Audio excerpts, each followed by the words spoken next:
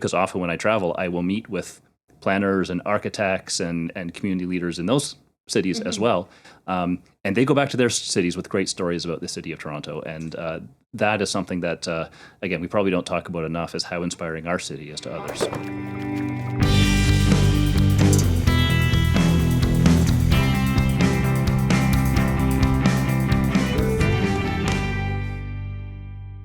Welcome back to Table 6. When we first started this podcast, we set out to make a love letter to Toronto. Today's episode is a tribute to that original vision. It's all about the city itself, how it looks, how it grows, and what it feels like to live here. Our guest today is Jason Thorne, Toronto's Chief City Planner, a passionate advocate for livable cities, thoughtful design, and adding joy to urban neighborhoods that make you proud to call Toronto home. Jason, welcome to the table. Thanks very much. Thanks for having me on. What is a city planner? Great question. City planners play different roles. A municipal city planner like myself, in the day-to-day, a lot of our work is around, especially in a city like Toronto, development applications and reviewing and approving applications for new development, which we are seeing all over the city. But very importantly for a municipal planner like myself, and especially someone in a chief planner role, is having your eye on where we're trying to get to 10, 20, 30 years from now. So we know we're growing. We know we are before long going to be a city of over 4 million people. What does that mean in terms of the traffic congestion and parks and transit investment and all the different things that people in Toronto are going to need to be a really livable, great city at 4 million people several years from now? Right. Would you say that kind of planning for prediction or the unknown is the hardest part of your job? Absolutely, because you have some level of understanding of how much growth there's going to be. But if you look in the rearview mirror 30 years back, would we have predicted everything that we're planning for today? Possibly not. And so things are always changing. The demographics of a city are changing. The needs of a city are changing. We weren't talking about autonomous vehicles 30 years ago, but we are now, and what that's going to mean for cities. So you try to anticipate, but it's not really about necessarily predicting. You need to plan your city in a way that's going to be kind of flexible and resilient for whatever happens. Absolutely. I know that you've talked a lot about in your previous roles and just, articles that part of your planning strategy is to bring a lot of beauty and sparks of joy. And that really sat well with me because, this is our home and you want to enjoy it, as you're walking down the street. It has to be functional, but it should be beautiful. So why is that important to you? Yeah, and it's probably something we don't talk about enough. We certainly probably don't talk about it enough in planning circles because we do tend to get caught up a little bit in the, there's a lot of planning jargon out there, and as planners we talk a lot about land use and heights of buildings and zoning. Density and zoning and all these really fascinating, interesting topics that I'm sure we'll talk about in great detail here today. But we should never lose sight of the thing that we're actually trying to do is just create a city and neighborhoods that are fun for people, that are vibrant, that you're proud to live in. And so that's where kind of this idea, the importance of joy and beauty comes in. And to me, that is just as important to planning a city as making sure that you're getting the sewer pipes installed and you're getting the transit connections made. Those are also really important considerations. But we should never lose sight of the fact that what we are creating here is trying to create a great place for people to live. Right. And I would imagine, I know we chatted before that you just got back from Copenhagen, and global travel, I would assume, plays a big role in some of the ideas that you're bringing back here to Toronto. You're getting inspiration from some, really cool cities like Japan and that kind of thing. So what are some of those ideas or sparks of inspiration that you've received from your travels that you've maybe brought back here? There's so many, and I've always said the best education there is for someone in city planning is to just see as many cities as you possibly can. Yeah.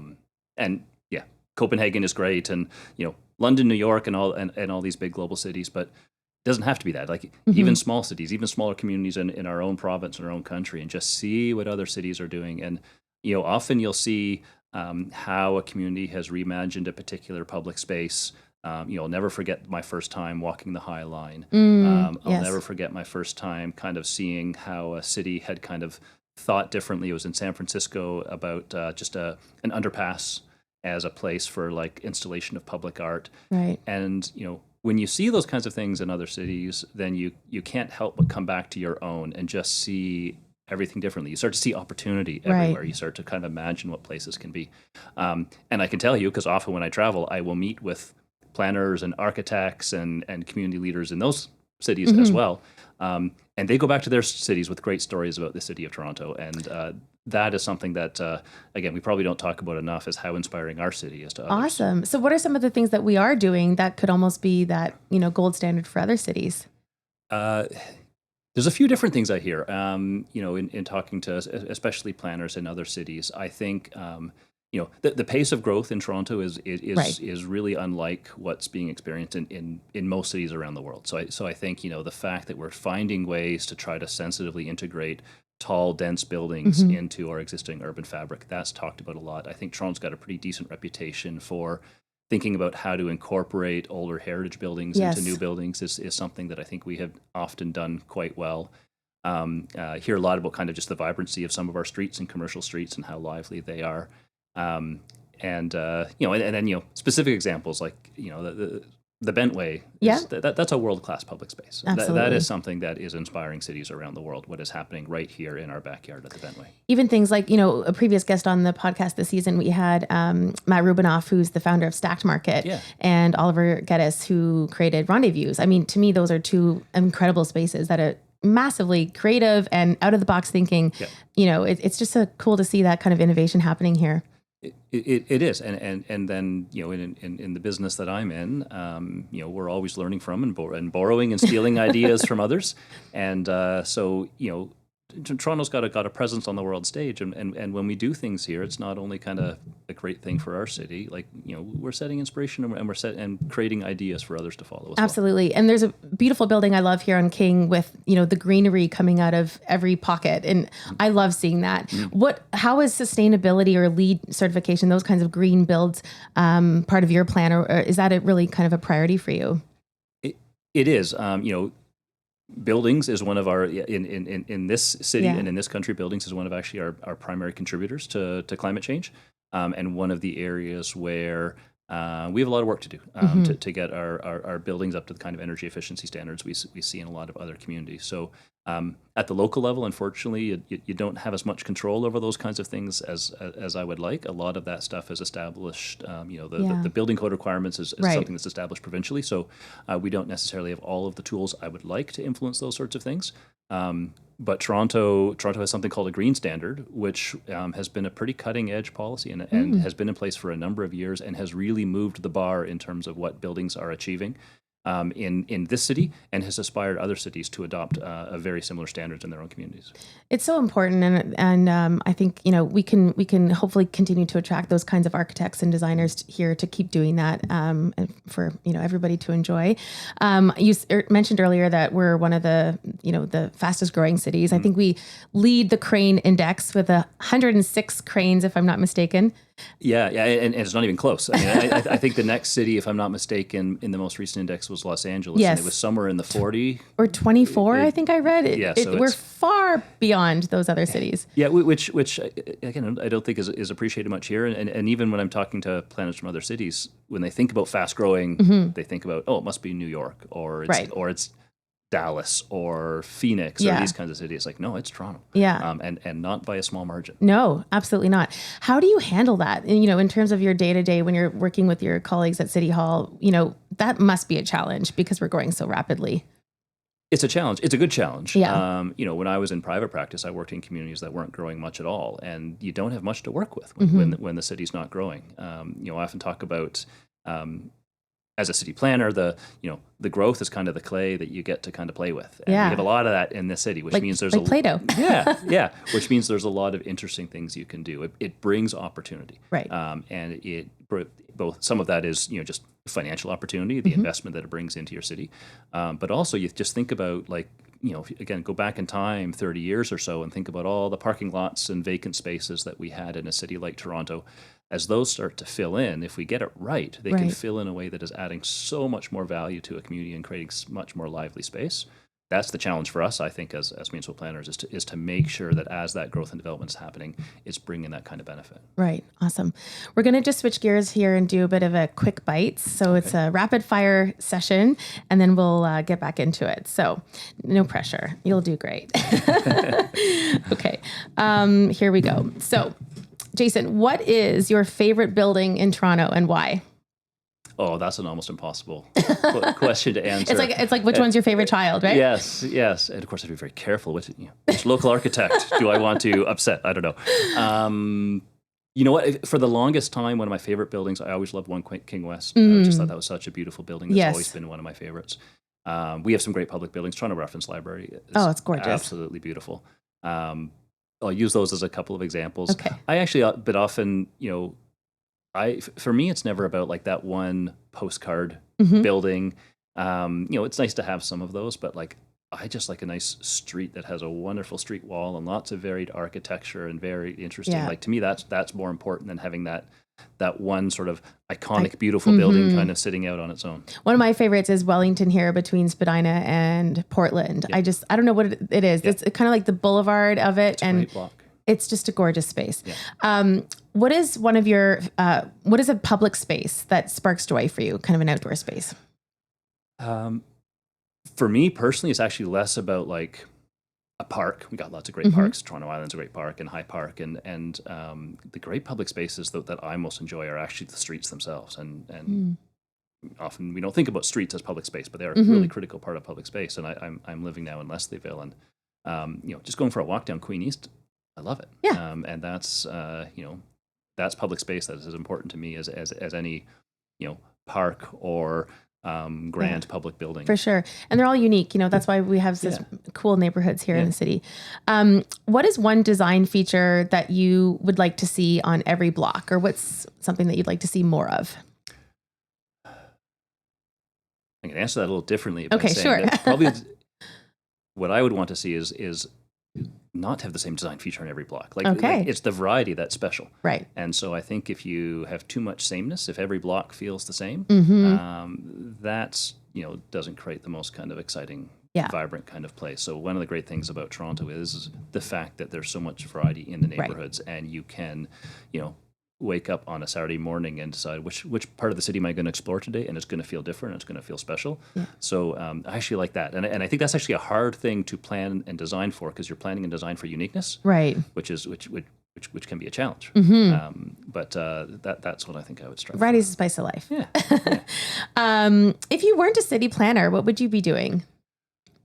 Probably what I started doing. So I didn't actually start out in city planning, and full confession, I don't have any training or academic background in city planning. Wow. So I actually started out, I went to school in university I took environmental science, and I started out doing environmental activism and environmental advocacy, and that was and still is my passion. I would probably still be doing that if I hadn't been doing planning. What I found, though, working on, the environmental issues that were important to me, whether it was, fighting against urban sprawl or improving air quality or protecting water quality, all these sorts of things. So much of it is actually about how we plan and design cities. Absolutely. In terms of whether or not we're going to be successful in combating some of those really significant environmental challenges. That's kind of how I fell into city planning, was kind of just by accident. And I've loved it, and it's been great, but to your question, I'd probably still be doing environmental activism. But they're so adjacent. I mean, it makes sense. They're complementary. And as you say, I think now more than ever, we need to be thinking with that green, sustainability lens. So I think your past has probably helped you in your role. What is the city that you love the most to visit for urban planning ideas? There's something in every city. Like I've been to many cities, and you always come away with something. The ones I could just go back to again and again. New York is on that list. London's on that list. Tokyo's on that list. As you can tell, I like the big cities. But I've also visited some fascinating, smaller cities that are a little more off the radar, and you just kind of, you learn what different cities are trying, and sometimes it's nice to see what a big wealthy city like New York can do with like their grand investments in billion-dollar public spaces. Very inspiring, very exciting. Causes envy sometimes, but it doesn't have to be that. Like you can learn a lot and take away a lot from smaller communities. Yeah, as well. I think it's Tweed, Ontario, if I'm not mistaken. They've painted all their fire hydrants different colors, and some are characters. Like there's Santa Claus and just Smurf and things like that. I think that's super cool. It goes back to your sparking joy, right? Yeah. Now I got to put that on my list. It reminded me of Alora. Yes. It has at Halloween they do this. Thing where different artists create like paper mache monsters and things, and they're hanging out of all the buildings, and they're on the lampposts and all this sorts of thing. Like what a fascinating. It's cool. Yeah. Producer Will and I went there last fall, and we saw it, and it was awesome. We loved it, and I thought, wow, if this small town can put that much investment into something so beautiful, and it attracts so many people, it was inspiring. That's for sure. And lastly, what is one thing that you wish every Torontonian understood about city planning? Probably that city planners aren't like all powerful positions where we can just decree there shall be a park here, the transit line shall go here, this building shall be exactly like that. It is a very. Can't blame you for everything, Jason. it's a very kind of collaborative, negotiated kind of role. Right. And it's an important role. We do have a lot of influence. But there's so many other factors that come into play in terms of what gets built and what gets designed and created in a city. Yeah. Speaking of collaboration, how important is it to work with, business improvement areas, neighborhood associations, even kind of public, contributions in creating your approach? Hugely important. At the end of the day, those are the people that the city's being planned and designed for. Yes. So of course they need to be part of that process. But also, some of the more interesting things I've seen in cities are actually where those are the city builders, like the business owners, the entrepreneurs, the artists, the community leaders. Like they are the if a city gets it right, they are the people that are actually shaping it. And one of the first questions you asked me is, what is a planner? And one of the best definitions I've ever heard for like what is a planner and what's the role of planning is that the role of a planner is that you are building a stage on which others will perform. Oh, and I think when you think about it that way, it's like, okay, we're creating a framework. We don't necessarily know how people are going to use this. We don't necessarily know how people are going to use this public space, but we're going to create the opportunity, and then we're going to sit back and we're going to kind of see what people make of it. Yeah. So that includes the businesses and the community leaders and all the rest of it. Yeah. It reminds me of that Sesame Street song, "These are the people in the neighborhood." Jason, so the King West district here is one of the fastest growing in Toronto. Is that kind of a unique challenge for you? And how do you, plan with all of this movement and growth in this area? It is, and probably not one of the fastest growing in the city, probably in the country. Oh, wow. And go us. Yeah. And there's challenges with that. So how are we making sure that we are bringing, with the growth that's coming, which I think is a great thing, how are we making sure that we're bringing the transit investment that actually means people can still continue to get around? And one of the things I think that's very interesting, that's part of the planning happening in this area, is how are we introducing parks and public space as part of that growth? And in a dense and fast growing area like this, it's not typical that is like a big, large park. Right. And, this area has a couple of nice ones. A lot of what we do when we're working with developers on planning applications is we try to work with them to say, okay, here's the building you want to build.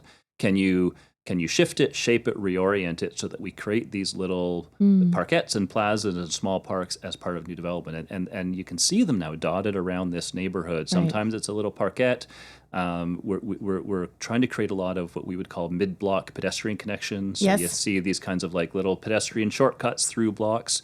So trying to create these little either public spaces or what we call POPs, a privately owned public space. So it may be private property, but it's open to the public. You'll see a lot of, there's quite a concentration of them in this very neighborhood. And that's a result of us kind of working with developers to kind of design the buildings in such a way that you still get the building, you get all the housing and all that sort of thing, But just can we create these little moments around the neighborhood so that people have a place to go and sit, and or maybe it's to walk their dog, or the businesses have something to spill out in. Right. So on a nice hot summer day, you've got a place to put some patio That's chairs right. and tables. So a lot of the growth that we're seeing in this area, that's a lot of the conversation we end up having with developers is how can we make that part of it? I love that. And, the Wells comes to mind as a beautiful example. There's literally no doors. You can walk from, the Front Street entrance all the way to Wellington, and then the Wellington Boulevard has expanded. It's gorgeous. The King Portland Centre has that nice little pedestrian connection that goes through. Adelaide Place has that little parkette now. Like, those are really important spaces, especially in a dense urban environment. Right. And I know we're working on the John Street corridor, which will be a huge project, kind of connecting that entertainment area down on John all the way up to Queen. So, front up to Queen. So connecting. I think that's what it's all about, right? Yeah. Absolutely. Awesome. In terms of you are coming into your new role in 6 months now as our chief city planner, you have developed a report, and I'd love to kind of talk to you about some of that. How do you navigate different priorities? I feel like there's a lot of things that are competing with each other, bike lanes versus more lanes for cars. How is that a key pillar in your plan, or how do you kind of navigate that? So there's always this kind of your attention and focus is always split between the now and the future. Right. So we are trying to plan the city for what the needs are now, but also plan in such a way that we're preparing for what the city we're going to be in 10 or 20 or 30 years. Bike lanes is a good example, always controversial in every city. And because what they represent is a bit of a transition, and a transition from a city that was very dependent on cars and private automobiles for how you get around. That can work okay if you're a city of 1 million, even 2 million. When we're thinking about being a city of 4 million, if everybody's trying to get around in a private vehicle in a city of 4 million, we're going to have, you think we have a problem now, we're going to have a really serious problem. So how do we start to transition to a point where many more people are moving around by transit, many more people are moving around by just, it essentially boils down to a math issue. There's only so much space to move people, and as more people come, you got to move people more efficiently. And transit is the most efficient way to move people around. Bike lanes also. And so we need to think about the needs of the moment, right? And our needs of today. But like I said, we've got to be planning for how we're going to move people around this city when there's 4 million of us. It's a tough job. I don't envy you. It's tough, but man, it's a lot of fun. I guess. And it's it's nice to kind of have planning's a team sport, but it's nice to be part of the team and thinking about thinking about the future and where we're trying to go. Construction has become a way of life here in Toronto. Everybody talks about it. It's something we all complain about. How do you approach considerate construction in your planning, and especially in a city that's growing as fast as Toronto?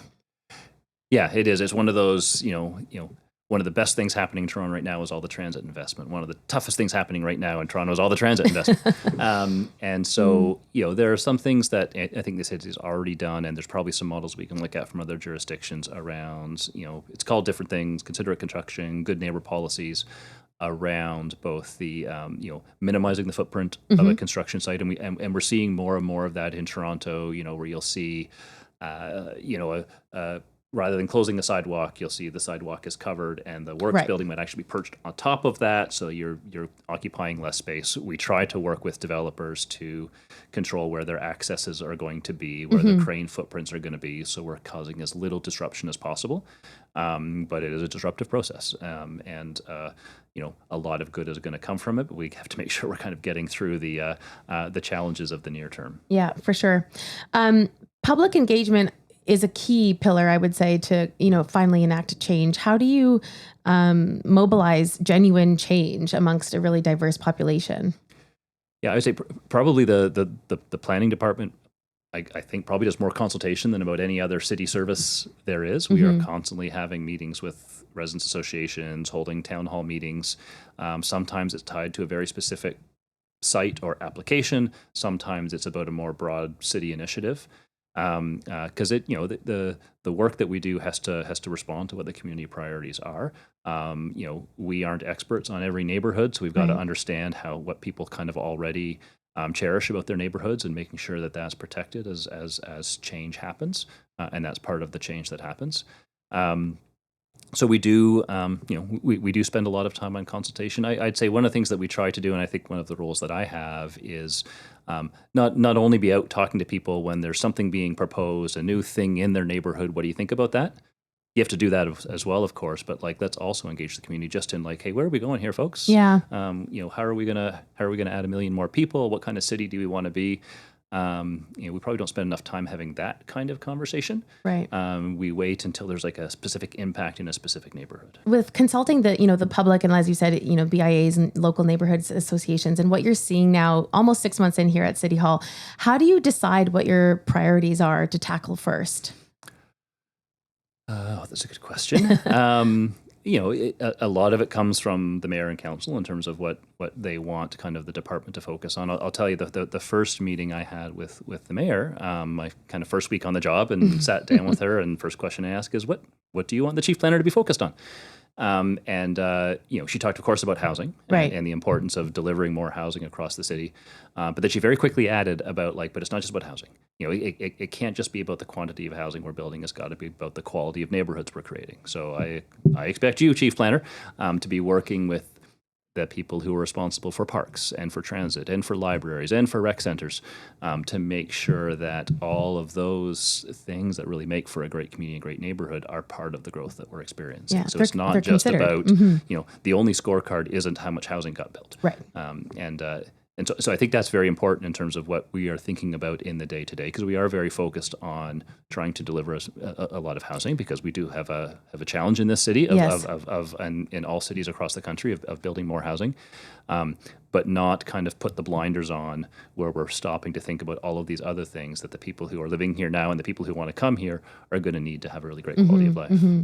Are you seeing that there's a more concerted effort towards collaboration at City Hall? We see a road dug up one time and then it's patched up and then it's dug up again, or just things like that. Are you seeing more of an effort towards kind of repairing that a little bit?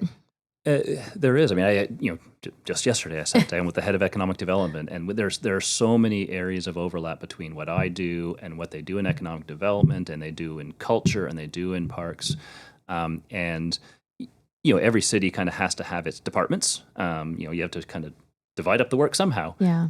But I think it's very important from a city building standpoint to kind of look past those silos and look past those boundaries, and sort of, some of the most exciting projects that I've been involved with in my life are not about just planning. It's the excitement happens in the interface between all of those different things. Right. And if you could just wave a magic wand and do one cool, amazing thing with no repercussion, no budget limitations, what would you do for our great city?